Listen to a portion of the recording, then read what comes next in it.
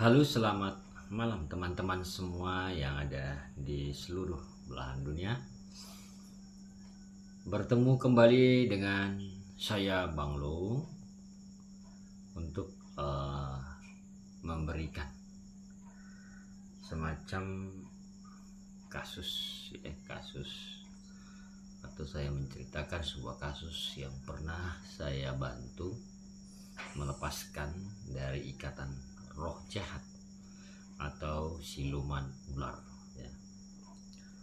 Nah teman-teman, pada malam ini kasus yang akan saya bawakan ini adalah tentang seorang anak-anak kelas 6 SD atau yang berumur sekitar 12 tahun ya, yang ditempeli oleh siluman ular dari sungai kecil ya.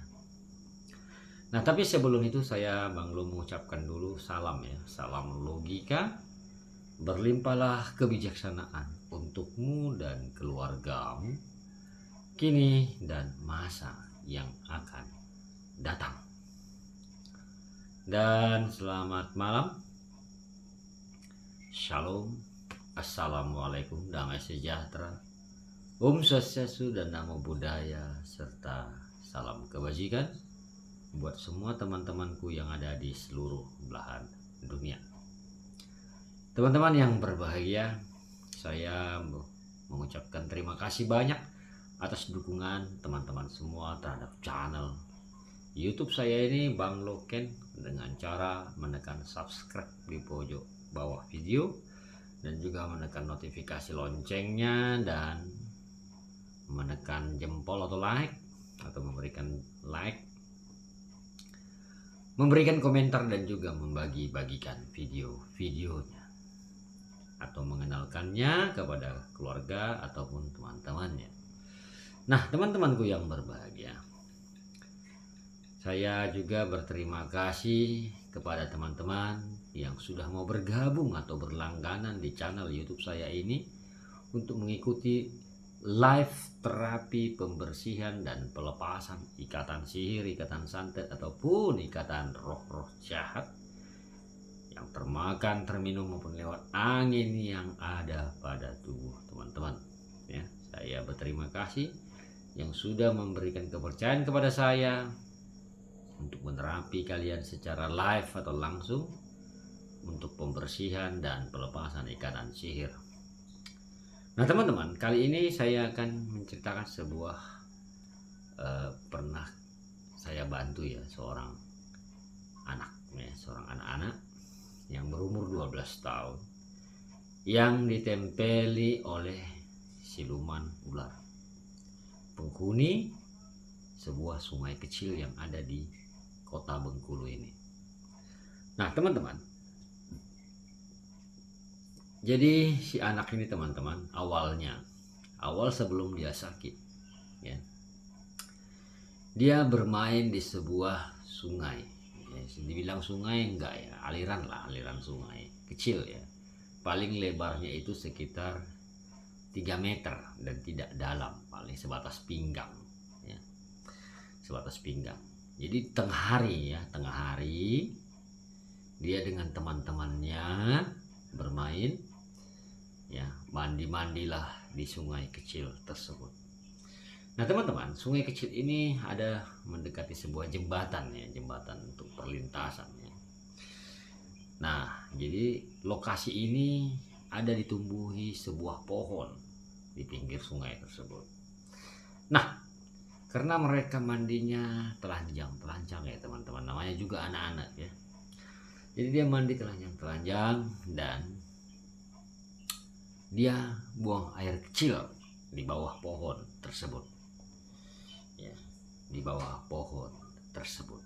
Jadi dia buang air kecil di bawah pohon tersebut, dan waktu dia buang air kecil tersebut dia belum merasakan apa-apa. Nah setelah mereka mandi dan kembali bermain, udah selesai mandi bermain di tempat lain dan kemudian pulanglah ke rumah sekitar jam-jam 6. Nah sampai di rumah dia mengalami yang namanya muntah-muntah si anak tersebut muntah. Kemudian badannya menjadi panas seperti demam. Ya, panas seperti demam. Kemudian orang tuanya memberikan obat, ya. Nah, esok harinya, ya, dia selalu suka ngomong kotoran. Ya, dia mengatakan bahwa di rumahnya penuh dengan kotoran atau tai, ya. Rumah ini penuh dengan tai, katanya gitu. Ya, rumah ini penuh dengan tai, katanya. Dan selalu mengucapkan kata-kata kotor atau kata-kata yang tidak sewajarnya untuk diucapkan, ya. Jadi terkadang dia ngomong begini, dia bilang ular, dia bilang ular besar itu datang ke rumah, katanya begitu. Nah, setelah hari kedua, dia malamnya tidur dan mengigau terus dan tidak bisa tidur sehingga merepotkan orang tuanya. Dia mengalami panas tinggi dan mengigau ular. Usir itu, dia bilang dalam igauannya. Nah, teman-teman semuanya, pada kondisi seperti ini sebenarnya si anak ini sudah ditempeli ataupun kesurupan yang tidak disadari, kan begitu. Dan akibat dari seringnya dia mengatakan rumahnya penuh dengan kotoran atau di lantai rumahnya itu banyak tai, katanya gitu. Padahal rumahnya bersih, kan, lantainya bersih, tapi dia bilang banyak tai gitu. Dan mengucapkan kata kotor dari mulutnya dan mengigau ataupun melihat ada ular atau hewan ular besar datang ke rumahnya sebesar pohon kelapa. Jadi teman-teman, nah kebetulan bapaknya kenal dengan saya dan dia minta tolong, akhirnya saya bantu. Nah, ketika saya bantu, dia kesurupan teman-teman dan mengatakan, jangan buang atau jangan lepaskan saya dari anak ini. Itu kata-katanya teman-teman, ya, kata-katanya. Nah, terus saya tanya si roh tersebut dalam diri anak sambil dia ngomong, ya. Saya katakan, apa alasannya sehingga kau menempeli anak ini?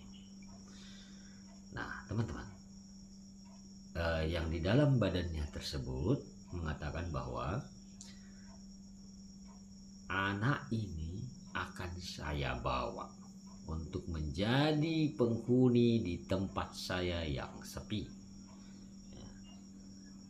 Yang saya tanyakan adalah, apa kesalahannya sehingga engkau mau membawa rohnya ke tempatmu, menjadi penghuni di tempatmu? Roh tersebut menjawab bahwa anak ini mengencingi tempat saya, mengotori tempat saya. Saya lagi di situ, di bawah pohon tersebut, dia mengencingi saya. Dan saya marah dan saya mau membawa anak ini menjadi penghuni di tempat saya. Nah teman-teman, saya tanya, berupa apakah engkau roh? Dan dia mengatakan, saya adalah raja ular di tempat tersebut. Ya.